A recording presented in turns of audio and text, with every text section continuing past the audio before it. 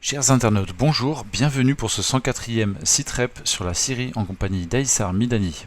Bonjour Aïssar. Bonjour Raphaël et bonjour à tous les internautes qui nous suivent et bonjour à tout le monde. Alors nous allons parler essentiellement de deux gros sujets qui occuperont notre actualité, parce que c'est deux sujets très importants. D'abord l'intifada d'Al-Quds, la traduction de l'arabe c'est le sabre de Jérusalem, tu m'en parlais tout à l'heure, donc tu vas développer ça à travers pas mal de points. Et puis en deuxième partie de vidéo, on va parler des élections présidentielles en Syrie, qui auront lieu le 26 mai, et effectivement on va voir à quel point elles sont importantes. Donc on va commencer avec l'intifada. Est-ce que tu peux nous dresser un bref historique de ces événements, on peut dire de ces dernières semaines?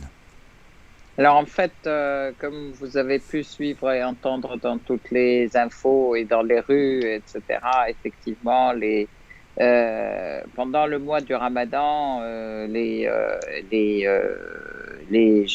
habitants de Jérusalem, comme tous les Palestiniens, vont d'habitude toujours faire les prières dans la mosquée Al-Aqsa Al-Quds. Et en fait, là, il y a eu beaucoup d'entraves mises en place par les Israéliens. Les colons ont systématiquement envahi la cour et les paliers, comment dire, les escaliers de la grande mosquée Al-Aqsa. Ils ont souillé les lieux, ils ont harcelé les gens qui font la prière. En général, de toute façon, il n'y a pas d'heure pour la prière pendant le mois de Ramadan, c'est la nuit, le jour, etc.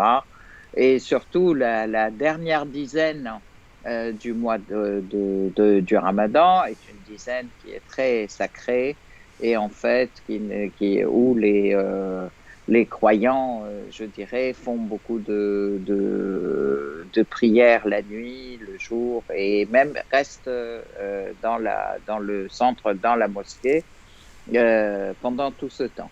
Or, les colons ont agressé les Palestiniens et puis l'armée israélienne est sous la protection de l'armée israélienne.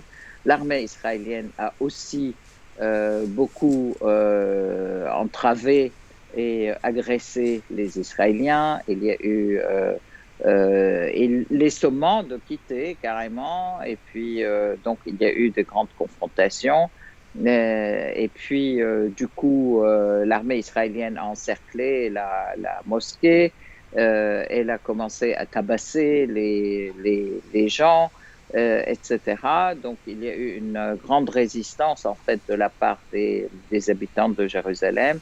Ils sont montés même dans le minaret, en fait, de là où on fait un appel à la prière, donc dans le minaret, appelant Gaza à les secourir et puis à participer, à défendre la mosquée Al-Aqsa. Il faut savoir que la mosquée Al-Aqsa, c'est quand même un lieu sacré très important pour tous les musulmans, pas seulement pour les Palestiniens. C'est un lieu de pèlerinage et le fait que l'armée et les colons souillent ces lieux, c'est une agression très violente contre toutes les croyances musulmanes et de l'ensemble des musulmans du monde, en fait. Donc, c'était effectivement quelque chose de très violent. Je précise qu'il y a certains Israéliens juifs qui sont on va dire des pratiquants extrémistes qui souhaiteraient que soit reconstruit le temple de Salomon à la place de la mosquée Al-Aqsa. Oui, en fait, en plus, l'État d'Israël aussi, cette entité israélienne, il continue à creuser des choses sous la mosquée Al-Aqsa, soi-disant, pour retrouver le temple juif de Suleiman, etc. En fait, tout ça, ça touche dans le cœur même et dans la croyance même le peuple palestinien et l'ensemble des croyants, l'ensemble des musulmans. Oui, D'un autre je côté, précise aussi que pour aller dans le même sens, donc il y a effectivement des colons, ou en tout cas des extrémistes juifs qui viennent régulièrement prier dans souillé. la mosquée pour convertir le lieu en un lieu judaïque. C'est le sens de leur prière, je crois. Voilà. En fait, Ils viennent ils protégés veulent par l'armée. Hein. s'approprier. Ils veulent s'approprier, effectivement. Alors ça, c'est un côté, mais de l'autre côté, il faut dire aussi que il y a l'église de la Nativité aussi, qui est toujours, il y a à Jérusalem aussi d'autres sites, je dirais, et religieux, qui sont le site aussi sacré chrétien. Et puis notamment même aussi l'église de la Nativité. Donc la nuit sacrée musulmane du Ramadan coïncidait avec une fête chrétienne importante aussi. C'est l'ascension de Marie. Et donc ils ont aussi Pas... agressé les chrétiens qui allaient à l'église, les Israéliens. Donc ils ont agressé les Palestiniens qui allaient à l'église de la Nativité à Bethléem. Donc les agressions ont été effectivement généralisées aussi bien aux Palestiniens musulmans que chrétiens. Tous les Palestiniens étaient empêchés de pratiquer leur religion et leurs rites religieux, ce qui a effectivement provoqué une très grande un très grand mécontentement, voire une révolte importante de la population. Alors, ce qui est important, donc on a dit qu'il y avait des appels effectivement à Gaza pour les secourir, mais aussi, il faut savoir aussi que Al-Aqsa, c'est quelque chose de sacré, et l'église de la Nativité, etc., elle est sacrée pour tous les Palestiniens, ce qui a fait que aussi les gens de la Cisjordanie, en même temps ça s'accompagnait aussi d'agressions en Cisjordanie, des agressions de l'armée même dans les territoires occupés depuis 1948, donc des agressions des colons contre les Palestiniens. Donc tout ceci a contribué à effectivement monter la violence, monter la résistance, je dirais, des Palestiniens et leur unité dans la lutte, ce qui a fait qu'ils ont effectivement appelé Gaza à leur secours. Donc Gaza, c'est Hamas. Par contre, ce qui s'est passé, c'est que le mouvement de Hamas a bien dit « Ok, nous intervenons pour protéger notre population si toutes les organisations palestiniennes sont d'accord. » Et en fait, les autres organisations palestiniennes, y compris l'autorité d'ailleurs, étaient d'accord parce que le peuple se faisait massacrer en fait dans tous les endroits et dans tous les lieux par les forces israéliennes. Donc si j'ai bien compris, un soulèvement en 3 temps, d'abord à Jérusalem, dans un deuxième temps à Gaza, et puis en troisième temps en Cisjordanie. Non, en fait, c'était, pardon, excuse-moi, non, c'est pas tout à fait ça, parce que c'était en même temps à Jérusalem et en Cisjordanie et en territoire occupé. Donc l'agression était un peu générale partout. Hein. C'est pour ça. Non, Bon, en fait, je parle de la réaction palestinienne en fait. À la réaction palestinienne, effectivement, c'était partout. Elle était partout, dans toute la Palestine. Et parmi les raisons de la colère, je rajouterais, je ne sais pas si tu l'as mentionné, mais il ne me semble pas, il y avait aussi l'annexion de maisons qui continuait à Jérusalem-Est. Cher Jarrah, merci, oui. Mais c'est bien de poser la question, effectivement, parce que l'armée, pendant ce temps-là, elle voulait absolument chasser, expulser tous les habitants de la ville, des rues qui est à côté de l'Aqsa, c'est le quartier de Sheikh Jarrah, où habitent les Palestiniens depuis toujours. Donc, ils veulent aussi les expulser et s'approprier les lieux, mettre d'autres familles à leur place, etc., des familles juives, israéliennes à leur place. Donc en fait là aussi, il y a eu, ils voulaient les sortir de chez eux la nuit, etc., des agressions.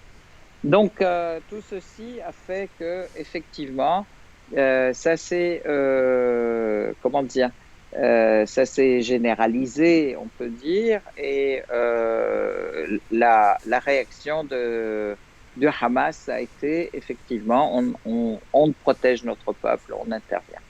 Alors, ce que je voudrais dire, en fait, c'est bien. Donc, le récit fait qu'il y a eu donc le Hamas et l'ensemble des organisations palestiniennes ont commencé à tirer sur les colonies qui sont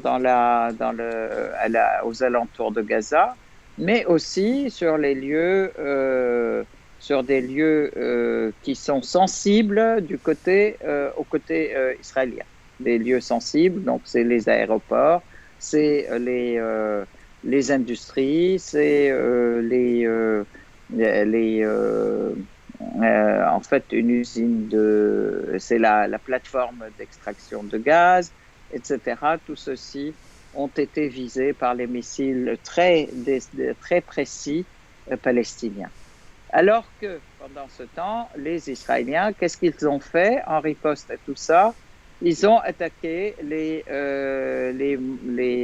immeubles d'habitation des Palestiniens à Gaza. Donc, ils ont détruit des tours de 13 étages. Alors, une des tours qui abritait l'ensemble des agences d'information internationales, d'ailleurs, et avec pas mal de civils qui y habitent. Une autre tour, la tour Jawhara, donc d'autres tours, et ils ont commencé à tirer sur l'ensemble des habitations, sur les civils, de manière à faire le plus de destruction, le plus de victimes civiles. Bon, ça c'est leur éthique dans l'agression, c'est ça. Alors que les Palestiniens ne tirent que sur les, euh, les, euh, les lieux stratégiques importants et pas du tout sur les civils. Ce que je voudrais dire, en fait, dans ce contexte, en fait, c'est que effectivement l'ensemble bon, ça a duré 11 jours. Qui ont vraiment consacré la victoire des Palestiniens. Netanyahou a couru à droite, à gauche pour essayer de rencontrer. Il a demandé à l'Égypte d'intervenir, de faire un intermédiaire à l'Arabie Saoudite, Mais aux États-Unis, etc. du coup, Et Netanyahou a signé un cessez-le-feu in fine avec le Hamas. c'est pas en direct, c'est par l'intermédiaire de les États-Unis et l'Égypte qui ont dit effectivement il y aura un cessez-le-feu dans ces conditions-là. D'accord. La condition, c'est que le retrait de l'armée de Jérusalem, c'est que tout ça, c'est ligne rouge, ils n'agresseront pas, ils arrêtent l'expulsion des habitants de Sheikh Jarrah, qu'ils arrêtent l'expulsion des Palestiniens et les arrestations, etc. Donc, ça, c'est une partie des conditions que nous connaissons et qui ont été rendues publiques, mais l'ensemble n'a pas été rendu public. Ceci dit, on voit qu'aujourd'hui, il y a à nouveau... En fait, Gaza a bien... le Hamas a bien gagné, je veux dire, puisque les deux aéroports, il faut quand même savoir, l'aéroport Ben Gurion et Ramoun étaient hors d'état de fonctionnement. Les colons tous les colons étaient pendant 10 jours dans les abris. Donc, il y a eu, ils étaient dans le noir, il y a eu pas mal de missiles qui ont été tirés là. Le dôme de fer n'a pas fonctionné. Donc, tout un tas de choses. Et aujourd'hui, la presse israélienne, aujourd'hui, même depuis qu'il y a eu ce cessez-le-feu, la presse israélienne a été violemment contre Netanyahou et qui rend compte d'un tas de pertes et qui disent que de toute façon, et d'autres, même les autres responsables au sein de l'État ou de l'entité sioniste, qui s'envoient à la figure, donc l'incapacité, l'échec, qui disent que Netanyahou, pour des raisons personnelles de pouvoir, il a essayé de chauffer la situation pour qu'il reste au pouvoir et pour éviter la prison, puisqu'il a quand même pas mal de dossiers de corruption contre lui, etc. Donc on considère,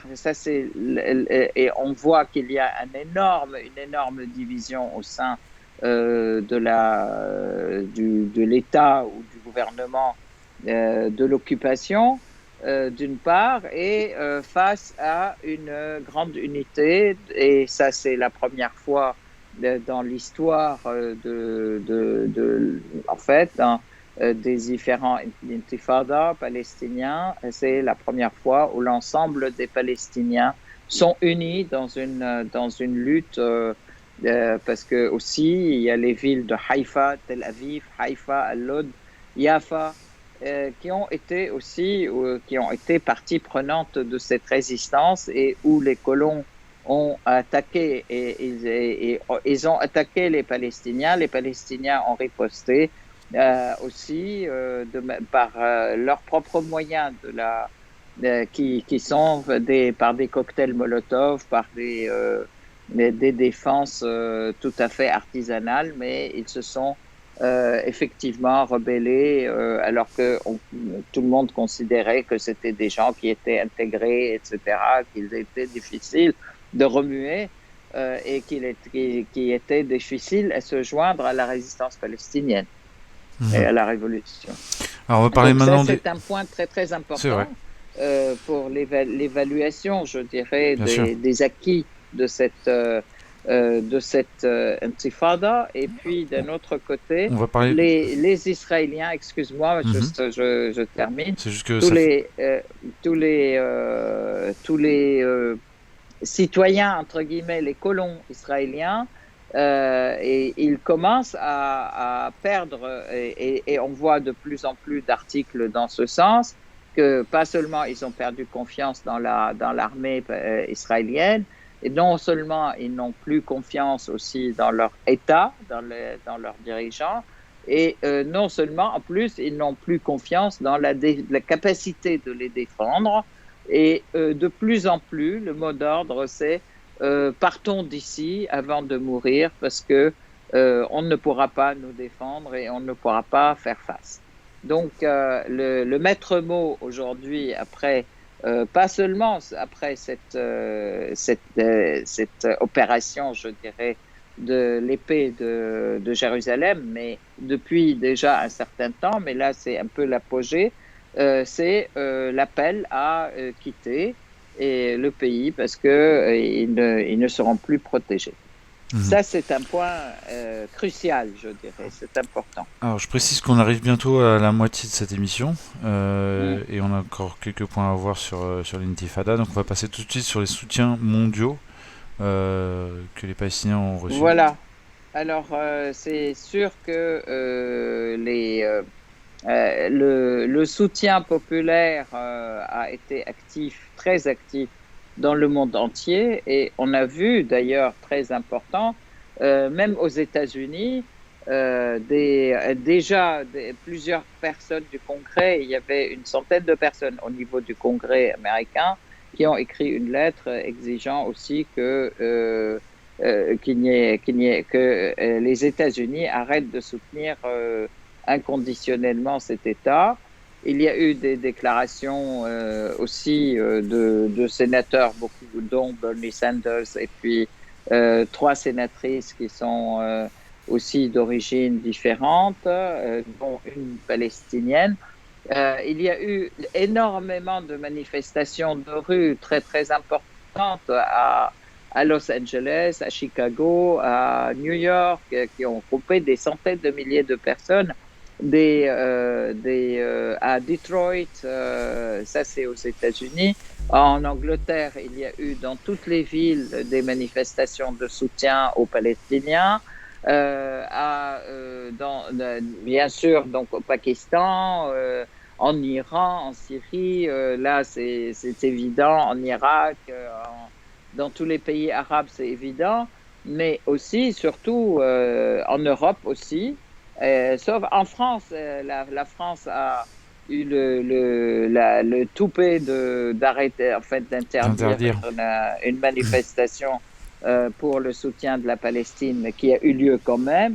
Et un rassemblement a eu lieu hier, donc aussi à Paris et dans pas mal de villes françaises. En Allemagne, c'était vraiment un nombre très très important de personnes, en Belgique, partout. Donc, ce qui est très très important, c'est que ça a fait remonter la question palestinienne au niveau mondial, alors que par le deal du siècle, Trump, etc., on pensait il pensait qu'il pouvait l'enterrer, qu'il pouvait effectivement consacrer Jérusalem du côté, donner Jérusalem à Israël, donner le Golan syrien à Israël, que je sais pas quoi. Tout ça, c'est tombé à l'eau. Mais en plus, ce qui est tombé à l'eau, c'est tous ces pays qui ont construit des relations d'amitié et de collaboration avec Israël, c'est-à-dire le Bahreïn, les Émirats arabes unis, l'Arabie saoudite qui ne l'a pas fait mais qui était sous la table en train de le faire, etc. Et là, ils tombent tous à contre-courant contre les peuples du monde et ils se retrouvent complètement démunis dans leurs petits souliers, j'allais dire. Alors, Et puis, quelle a été l'attitude des plus proches alliés des Palestiniens? Je pense au Hezbollah. Est-ce qu'ils sont intervenus militairement ou au moins médiatiquement? personne n'est intervenu militairement à part les Palestiniens. C'est les Palestiniens qui fonctionnent.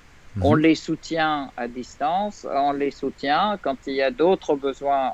Mais l'étape, c'est que les Palestiniens étaient suffisamment à la hauteur de la situation sur le plan militaire. Mhm. Ils étaient préparés même pour plus. Ils disent d'ailleurs, on a utilisé 1/10 de nos capacités, donc on peut aller plus. Le soutien autour d'eux, il y a eu un soutien particulier de l'Iran, un appel de l'ayatollah Khamenei aux Palestiniens. Il y a eu de soutien. Bon, bien sûr, la Syrie soutient les Palestiniens. D'ailleurs, le président Assad a reçu une délégation de l'ensemble des organisations palestiniennes. Il les a assurés aussi du soutien de la Syrie, comme ça a toujours été, Mhm. et que que on pourrait passer au-dessus tant que c'est vers la défense de la Palestine et contre Israël que les armes sont dirigées. Donc on est toujours bien sûr, on est toujours et on a toujours été, y compris en 2014 et 2016, alors que la Syrie était en pleine, elle était agressée de toutes parts par les terroristes. Donc, on a toujours été du côté de la lutte contre Israël et pour la Palestine. Oui, Euh, la Syrie n'a jamais signé de cessez-le-feu avec Israël, on peut le souligner. non, non, absolument, tout à Donc, fait, c'est bien. j'aimerais qu'on parle maintenant aussi des soutiens à Israël, puisqu'on parlait des soutiens internationaux. Et Israël a Oui, bénéficié de quel soutien? En premier lieu, je pense qu'on peut mentionner quand même les États-Unis. bah, en fait, les États-Unis, l'Union européenne, en fait, qui soutient, mais Biden qui soutient quand même du bout des lèvres, parce il a effectivement soutenu Israël, mais pour la solution à deux États, et qu'il faut qu'ils arrêtent aussi de provoquer tout le temps, et puis et qu'ils appliquent la solution à deux États. Oui, mais c'est quand même un Ça a été soutien, un peu la promesse. Oui, c'est oui, quand oui, même mais assez c'est mou, quoi, toujours parce un que soutien. oui, mais Oui, c'est oui, non, mais La question, non, mais ils affirment quand même qu'ils continuent à soutenir Israël et que c'est un soutien stratégique. Et si je peux me permettre, c'est vrai pour l'Union européenne aussi. voilà, si je peux me permettre, au niveau de l'ONU, c'est quand même les États-Unis qui ont entravé toute résolution condamnant Israël. Et au niveau de l'Union européenne, il y avait une résolution soft qui voulait juste demander un cessez-le-feu. Et je crois que c'est la Hongrie qui a fait capoter le vote, enfin qui a fait capoter la décision. En fait, le cessez-le-feu est venu à l'initiative américaine. Il est venu à l'initiative américaine qui a contacté l'Égypte pour que aussi l'Égypte puisse parler avec les Palestiniens et puis négocier ce cessez-le-feu. D'accord. Bon, ça n'empêche que ce cessez-le-feu est quand même une victoire qui a arrêté un certain nombre de vérités nouvelles et un rapport de force nouveau entre la résistance palestinienne et l'état d'occupation israélien. Ça, et donc, on peut dire ce qui était avant, ce qui vient avant ne sera pas, ce qui vient après ne sera pas comme avant. Et dans le même sens, est-ce que tu peux nous parler en deux mots ? Il y a un changement est-ce que tu peux nous parler en deux mots, Issa ? Qualitatif, oui. Pour aller dans le même sens, est-ce que tu peux nous parler en deux mots de l'évolution de l'intifada, de la résistance palestinienne depuis la première intifada ?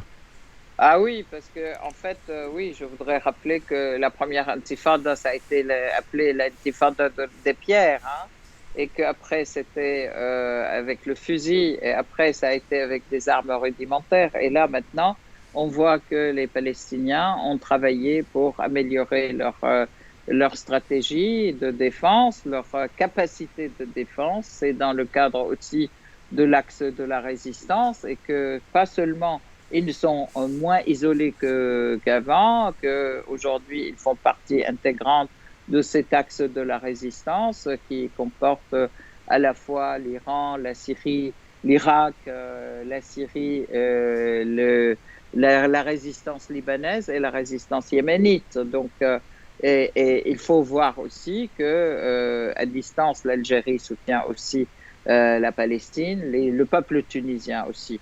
Mais en fait, là, l'axe de la résistance a des amis, comme par exemple, on peut citer aussi la Russie. Absolument, la Russie, mais aussi le Venezuela, Cuba, etc. Donc, c'est un axe qui monte. En fait, dans une moindre mesure aussi, on oublie, mais c'est un gros oubli quand même, de la Chine. La Chine a une ouverture aussi vers l'axe de la résistance. Oui, mais elle ne fait pas partie. Non, ce sont des alliés de l'axe de la résistance. Exactement, c'est ça. Par contre, là, je parle de l'axe de la résistance lui-même. C'est l'Iran, l'Irak, la Syrie. L'Irak, c'était une partie, c'est la résistance irakienne. Et d'ailleurs, aujourd'hui, même, le Premier ministre irakien fait un discours très important de soutien à la résistance palestinienne. Un soutien total, ce qui aussi donne ce qui nous fait dire que peu à peu, ils viennent aussi vers ce front de la résistance dans sa totalité. Avant, c'était juste Al-Hashd al-Sha'bi et maintenant, c'est l'État, je dirais, l'État irakien soutient la résistance palestinienne, ce qui est vraiment un point de changement qualitatif aussi. La Syrie, elle a toujours été la pierre angulaire de cet axe de la résistance, mais aussi la résistance libanaise, c'est le Hezbollah en premier, et puis d'autres forces avec le Hezbollah, comme le Parti populaire syrien, comme le Front de la résistance, etc. Donc l'ensemble de la résistance libanaise. Donc, ça, c'est aussi un point très, très important. Donc, la résistance est loin d'être isolée. Ses capacités progressent. L'axe de la résistance progresse aussi dans la région et progresse partout et change les données. Ça, c'est évident. Et les rapports de force. Évident. Je pense qu'on peut clore sur ces paroles, en fait, ce point sur l'intifada, parce que tu as bien... Je peux dire, bien sûr, tout ceci pour passer à la question suivante. Tout ceci pour passer à la question suivante. Elle n'aura pas été possible si la Syrie n'a pas résisté pendant ces 10 années de feu. En fait, où elle a été agressée de toutes parts et où elle a effectivement emporté des victoires importantes, aussi bien contre le terrorisme et que tous ceux qui le soutiennent, rappelons-le, ce sont quand même l'ensemble des pays USA autant, mais aussi leurs valets dans la région. Et que donc aujourd'hui, cette victoire de la Syrie qui est aujourd'hui couronnée par les élections présidentielles qui arrivent à leur terme normalement selon l'agenda, à leur agenda normal, je dirais, selon la constitution syrienne qui a été votée et mise en place en 2012 et qui a été la première partie, ça a été les premières élections présidentielles étaient en 2014 et maintenant c'est les deuxièmes élections présidentielles, donc la deuxième pendant cette guerre. Excuse-moi, un petit point technique. Elles prennent un aspect important. Un petit point technique, il y a eu des législatives également en 2014, je crois, ou en 2015. Absolument, il y a eu des législatives. À chaque fois qu'il y a eu des présidentielles, il y a eu des législatives. Voilà, il y a eu des législatives en 2017 aussi. Hein, d'accord. Ouais. Okay. Voilà. Donc ça, c'est important, ces élections.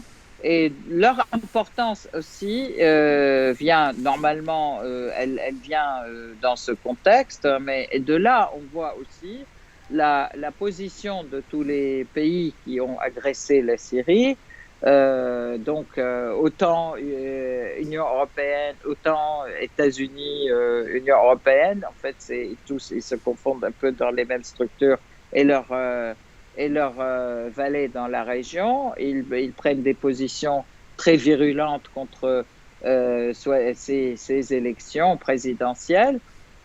Qui parle de légitimité, de non-légitimité, etc. Mais là, je voudrais rappeler à tous ces gens qui prétendent la démocratie que la légitimité du président, elle vient du peuple, elle ne vient pas de l'étranger. Et encore moins des pays impérialistes qui sont nos ennemis depuis 10 ans. Oui, à ce sujet, Aïssar, je note qu'il y a eu un projet je sais plus, enfin, c'était à l'état de projet d'un rapport de l'Union européenne qui demandait un changement de régime en Russie en faveur de la démocratie. Mais, oui, là maintenant oui, c'est récemment que c'est sorti, mais je le mettrai en lien. D'accord, donc les mêmes techniques se multiplient vis-à-vis de tout le monde, ils attaquent tous azimuts, plus ils sont faibles, plus ils attaquent tous azimuts. Malheureusement pour eux, mais bon, ils vont finir par reconnaître les états de fait. Alors, qu'est-ce que je veux dire? Donc là, c'est aujourd'hui, on voit quand même que l'ensemble du peuple syrien fête ses victoires. Dans toutes les villes de Syrie, il y a des grandes manifestations de soutien à cette échéance électorale présidentielle, mais de soutien en disant il faut aller voter, c'est un rendez-vous de la victoire de la Syrie qui consacre la victoire de la Syrie et qu'il faut aller voter et ils sont très contents d'aller voter. Ce matin, il y a eu un marathon qui a commencé aussi pour ça, un marathon à vélo, il y a eu différentes festivités, aussi activités sportives, des marches, des trucs comme ça. Mais dans toutes les villes. Alors, ce que je voudrais, c'est dans toutes les villes de Syrie. Et je voudrais insister sur le fait qu'il y a eu à Khan Sheikhoun une grande manifestation de ce type. Khan Sheikhoun, c'est quand même la deuxième ville du gouvernorat d'Idlib qui a été libérée l'année dernière. Et les habitants de Khan Sheikhoun, en grande partie, ils sont retournés. Malheureusement, ceux qui n'ont pas pu y retourner, c'est ceux qui sont pris en otage par les terroristes et qui sont soutenus par la Turquie. Dans l'autre partie donc du gouvernorat d'Idlib, où ils sont encore.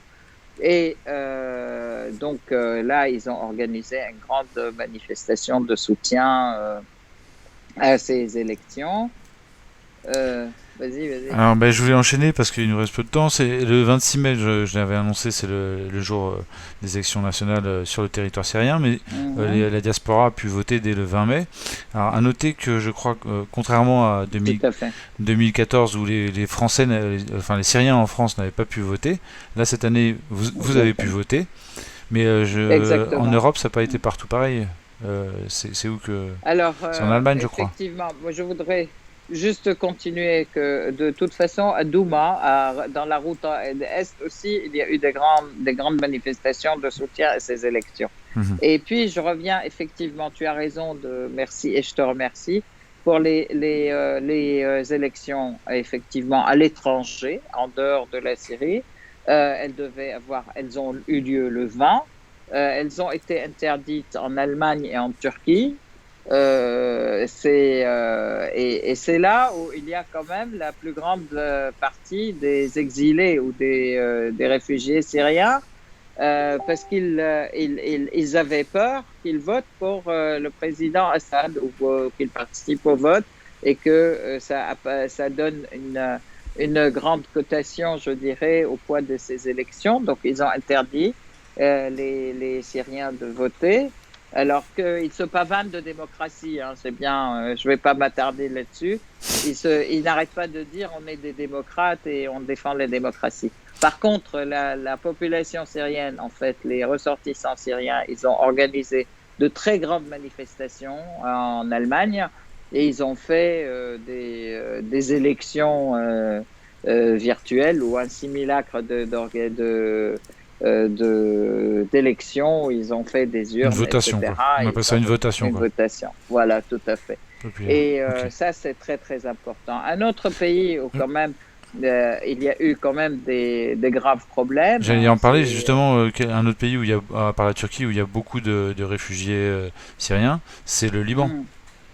Alors, Oui, tout à fait. Alors, le Liban, il y a aussi les votes, les élections ont été bien organisées avec l'aide du gouvernement libanais, etc. Et ça a été très, très bien organisé par l'ambassade. Et par contre, les gens qui venaient voter ont été agressés par des milices armées de l'Qouat, en fait, de Jarjar qui se sont attaqués au car qui ramenait les réfugiés de leur lieu à l'ambassade donc pour voter. Ils ont été attaqués avec des barres de fer, ils ont cassé les voitures, ils ont tabassé les gens, à alors, tel point qu'il y a eu un mort et il y a eu plusieurs blessés et ils n'ont pas pu arriver à l'ambassade pour voter. Bien sûr, l'ambassadeur syrien a déploré, a fait un appel au gouvernement libanais pour qu'il fasse le nécessaire, puisque c'est un fait de droit commun et qui juste se passe sur la pour terre qu'on comprenne, libanaise. les milices de Jajar, ça correspond à quel clan en Syrie? Ben, c'est Au Liban, l'extrême pardon. droite. Au Au Liban. Liban, c'est l'extrême droite qui était du côté d'Israël, en fait. Ils ont toujours été. Ce sont eux qui avaient fait les massacres de Sabra et Shatila contre les Palestiniens. Ce D'accord. sont eux qui ont fait. Donc, eux, avec les milices de Jean Blat et Hariri aussi. Et Ok. donc, en 2006, ils étaient contre la résistance libanaise et ils sont toujours contre la résistance. Alors, Et donc, voilà. tu disais Mais bon, c'est une grande victoire pour pour la Syrie, pour justement ce fait qu'ils respectent leur propre calendrier bien sûr. constitutionnel et que ça montre Mm. à quel point ils recouvrent leur souveraineté sur une grande partie, très grande D'une partie du part, territoire. et puis Juste, on est un pays qui appliquons notre démocratie oui. aussi, en Alors fait, ce qui peut se... vue de France, Ouais. j'ai une ou deux questions quand même à te poser. Est-ce Mm. qu'il y a eu une campagne, notamment à la télé? Est-ce qu'il y a eu un débat entre les trois candidats? Alors, il y a trois candidats. Il y a un candidat qui est un responsable de parti d'opposition, qui est Mohamed Mor'i, et un responsable du parti socialiste arabe, qui fait partie du front progressiste, qui dirigeait le pays avant, quand il y avait en fait avant le changement de constitution, donc avant 2011, quoi. Donc, et puis qui sont partis, qui sont des partenaires quand même de Du parti basse? l'ensemble non, oui, du partenaire du BAS et des partenaires du pouvoir, quoi. Mhm, Je dirais, bien sûr. c'est un des partis parce qu'il y avait 7 partis dans le front. Là, c'est un parti d'opposition et un parti allié, plus le parti BAS qui est représenté par le président Assad. en Mhm. fait. Donc À ton avis, du voilà. coup, Et je voudrais oui, dire bien quand même sûr. comment étaient les bulletins de vote. C'est un bulletin unique qui Mhm. comporte les trois candidats avec un rond sous chacun et puis on coche celui qu'on vote, qu'on voudrait voter. Donc là, il y a égalité totale. Même au niveau, on ne prend pas les papiers pour jeter certains, garder certains, etc. Non, c'est le même. Et puis, il est coché. D'un autre côté, c'est que aussi, il y a eu des heures, comme tu disais, tu m'as posé la question sur les heures d'écoute au niveau de la télé. Ils ont eu chacun en fait, les deux candidats ont eu déjà leur heure à la télé, leur programme, je peux dire. Ils ont présenté leur programme à la télé dans une longue interview qui a duré 1 heure et demie chacun, pas encore celle du président Assad. Et puis, à partir de demain soir ou ce soir, on est quel jour? On est le 24? Non, c'est le 25 au soir. Il y a le 24 au 25, oui, après, à partir de ce soir, il y a comment on appelle ça, un silence électoral, c'est-à-dire Mhm. on ne fait plus campagne à partir de ce moment-là. Ils ont eu toute la possibilité de présenter et de discuter avec des jeunes, avec des gens. Moi, je n'ai pas beaucoup suivi toute la télé syrienne tout le temps, mais j'ai vu que sur les trois chaînes de télé, tout le monde, les candidats sont passés. Mhm. Bon, Et une mais petite... par contre, le président, il n'y a pas eu d'heure pour le président, en Mhm. fait. Il y a eu pour les deux, comme les deux autres candidats. Mhm. Alors, une petite question subsidiaire pour clore cette interview, Aïssa. À Hmm. ton avis, alors, qui va arriver premier, deuxième et troisième qui... Et surtout, puisque très certainement Bachar Assad va terminer premier, il a quasiment fini de remporter la guerre. Il n'a pas encore remporté la paix, mais voilà, Hmm. il part en position de favori. Qui, à ton avis, va arriver deuxième? Bah, écoutez, deuxième, je ne sais pas. Ça se joue vraiment à égalité entre les deux parce que les deux ont des programmes très, très corrects, très intéressants. Et donc, moi, je pense de toute façon, d'une manière ou d'une autre, ils vont être, comme ça a été la dernière fois, ils vont être intégrés quand même de toute manière dans la démarche pour la reconstruction et dans la démarche construire ensemble le pays. Parce que le slogan du président Assad, c'est nous remporterons par notre travail. Nous remporterons. Avec le travail, nous construirons, etc. Donc, c'est al-bina bil-amal, c'est on construit par notre travail. Et donc, je pense que ça a été la dernière fois, le candidat qui a eu le plus de voix, il a été intégré dans le gouvernement. On lui a demandé aussi lui a donné un poste de responsabilité parce qu'il avait aussi des idées intéressantes. Et là, je pense que les deux ont un peu des programmes intéressants et c'est important, donc c'est bien. Mhm. Je pense que c'est ça. Ceci dit, c'est sûr que c'est le président Assad qui va le remporter, à mon avis, parce que il a quand même mené cette guerre, hein, il a mené cette résistance face à une guerre, je dirais, mondiale contre la Syrie. Il a sauvegardé le pays et il va maintenant aider à construire et il va être le responsable de la construction. Moi, je pense que c'est tout à fait juste qu'il continue aussi parce que il a montré une très grande capacité de direction et de sauvegarde des institutions et du pays, mais aussi une très grande capacité de construire des relations stratégiques internationales qui ont permis aussi de sauver la Syrie. Et nous avons besoin de quelqu'un comme ça dans cette phase. Mhm. Voilà, et c'est très important. Enfin, la Syrie a besoin de grands personnages comme cela. Très bien. Voilà. Eh bien, merci beaucoup Aïssa Midani, merci pour cet échange, merci pour tes réponses et pour ta bonne humeur, comme toujours. Merci beaucoup, Raphaël. Merci à toi. Et puis, à très bientôt, On se donne rendez-vous dans dans une 15 jours. semaine. Dans 2 semaines, oui, tu as Deux. raison. 2 semaines. À Voilà. bientôt. À bientôt. Au revoir.